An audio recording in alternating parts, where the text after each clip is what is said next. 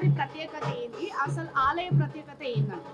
ఇక్కడ ఆలయంలో అమ్మవారికి వడిబియ్యం ప్రధానం. ఇక్కడ లాల్ దర్వాజా మహంకాళి దేవాలయం నందు ఇక్కడ ఏదనుకుంటే అది జరుగుతుంది. ఇక్కడ గృహప్రవేశాలు కానీ, వివాహం కావాలన్నా కానీ, సంతానం కావాలన్నా కానీ వడిబియ్యం ప్రధానము. వడిబియ్యం పోవడం వల్ల వారి యొక్క కోరికలు నెరవేరడం జరుగుతుంది. అది సో అమ్మవారు ఇక్కడ ఎందుకు ప్రతిష్ఠించారు అన్నట్లు ఎన్ని సంవత్సరాల కింద నుంచి ప్రతిష్ఠించారు? ఇక్కడ 78 సంవత్సరాల ప్రతిష్ట చేసి 117వ సంవత్సరం ఈ సంవత్సరం బోనాల కార్యక్రమం ఘనంగా నిర్వహిస్తున్నారు. ఆలయ కమిటీ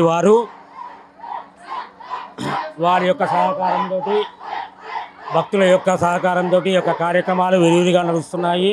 ఎప్పటి నుంచి ప్రతిష్ఠించారు? ఎన్ని సంవత్సరాల కింద? అమ్మ అసలు ఎందుకు ప్రతిష్ఠించారు? అమ్మవారు దేనికి? అంటే ఇప్పుడు ఉజ్జయిని మహంకాళి అమ్మవారికి ఒక ప్రత్యేకత ఉంది.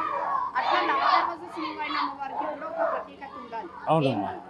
ఇక్కడ లాల్ దర్వాజా మహాకాళి దేవాలయం నందు చంద్రశేఖర సరస్వతి వారు ప్రతిష్ఠ చేశారమ్మా. అంత ముందుకు బలి కార్యక్రమం ఉండేది. దానికి బదులుగా ఆయన కూష్మాండ బలి అని చెప్పేసి గుమ్మడికాయతోటి అమ్మవారికి బలి ఇచ్చేసి శాంతింపజేయడం జరుగుతుంది.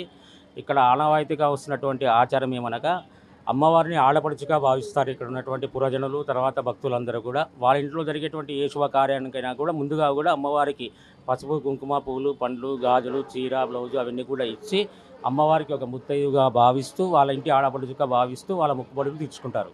అది ఈసారి భవిష్యవాణిలో ఎట్లుండబోతుంది? వర్షాలు పడట్లేవు, లోకంలో చూస్తే ఎన్నో అవుతున్నాయి. ఎందుకంటారు అట్లా? అసలు భవిష్యవాణిలో కూడా అమ్మవారు ఏం చెప్పబోతుంది అనుకుంటున్నారు మరి?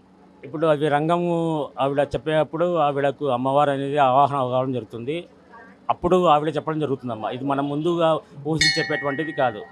పంచాంగరీత్యా ఈ సంవత్సరం వర్షాకాలము మూడు కుంచాలు వచ్చేసి పర్వతాలపైన, నదులపైన 2 కుంచాలు వర్షం జరుగుతుంది. మనకేమో తక్కువ భాగంలో వర్షాలు జరుగుతాయమ్మా. అది